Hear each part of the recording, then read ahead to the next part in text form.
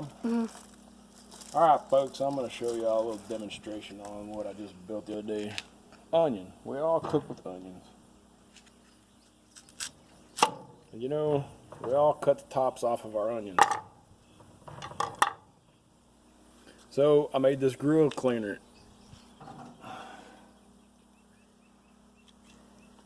Look, the top of your onion fits right in there. And then you can clean your grill grates. Now this will work just as good with a ball of tinfoil. You can stick it right in here. See, clean your grill grates. We all do it.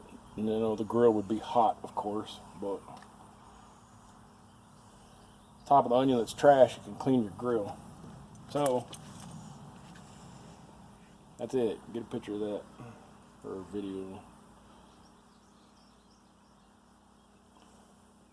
This is a horse rasp, like a hoof rasp that I forged out and put the handle on. I bent the handle up, split it so it could have a spot. I hot cut this and pretty much blacksmith that out. Now the teeth on there, watch.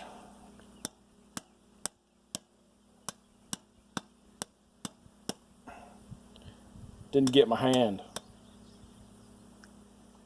because it's right there level.